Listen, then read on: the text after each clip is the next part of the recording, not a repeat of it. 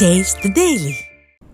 நேர்மையான காவல்துறை அதிகாரிகளை பழிவாங்குவது ஒரு நல்ல அரசுக்கு அழகல்ல என்று அதிமுக பொதுச் செயலாளர் எடப்பாடி கே பழனிசாமி தெரிவித்திருக்கிறார். புதுக்கோட்டையில் செய்தியாளர்களை சந்தித்த அவர், ஸ்டாலினின் ஃபெயிலியர் மாடல் ஆட்சியில் நேர்மையான காவல்துறை அதிகாரிகளுக்கு மரியாதை என்பதே கிடையாது என்று குற்றம் சாட்டினார்.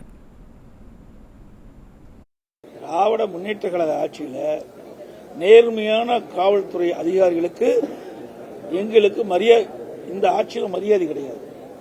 அது மட்டும் இல்ல, நேர்மையாக அவர்கள் செயல்பட்டா அவர்களுக்கு சஸ்பெண்ட் ஆர்டர் தான் பரிசா கொடுக்கிறாங்க. இது வன்மையாக கண்டிக்கத்தக்கது. ஏனென்றால் மக்களை பாதுகாப்பது காவல்துறை. அந்த காவல்துறை ஏதாவது பிரச்சனை ஏற்பட்டால் அழைத்து பேசி அதை சரி செய்ய வேண்டும். அதான் ஒரு அரசினுடைய கடமை. அதை விட்டுவிட்டு ஒரு நேர்மையான காவல்துறை அதிகாரிகளை பழிவாங்குவது ஒரு நல்ல அரசுக்கு அழகல்ல. 525 அறிவிப்புகள் திராவிட முன்னேற்ற கழகத்தின் சார்பாக 2021 வெளியிட்டிருக்காங்க. அவர்கள் சொல்லுவது என்ன? முதலமைச்சர் உட்பட அமைச்சர் வரை 99% அறிவிப்புகள் நிறைவேற்றப்பட்டதாக செய்தியில் வெளியிட்டிருக்காங்க. அதுல இதை கொடுக்கிறோம், எல்லாத்துக்கும் முன்னாடி தான் கொடுக்கிறோம். இதில் யாரும் ஏமாற்றி சொல்லல.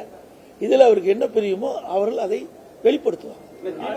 இந்த அரசாங்கத்தை பொறுத்த வரைக்கும் மக்களுடைய பிரச்சனையை தெரியாத ஒரு அரசாங்கமாக தான் இது பார்க்கப்படுது. கிராமத்தில் பொறுத்த வரைக்கும் நானும் கிராமத்தில் இருக்கணும். ஒரு கிராமத்தில் தோட்டம் இருக்கு, ஒரு வீடு கட்டுவாங்க. அதுல அனுமதி வாங்குன்னு சொல்லுங்க, தப்பு இல்லை. ஆனா அனுமதி வாங்கலைன்னா நீங்க உடனே சீல் வைக்கணும்னா அது இதுவரை அப்படி நடைமுறையில் இல்லை. ஒரு புதிய நடைமுறை கொண்டாந்து இருக்கிறாங்க.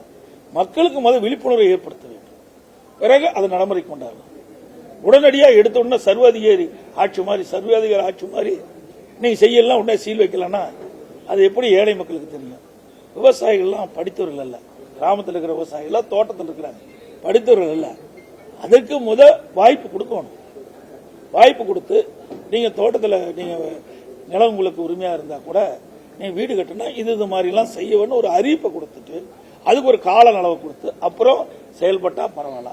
அதை விட்டு தங்களுக்கு அதிகாரம் இருக்குது என்ற ஒரே அமைதியில் இப்படிப்பட்ட அறிவிப்பு வெளியிடுவது கண்டிக்கத்தக்கது.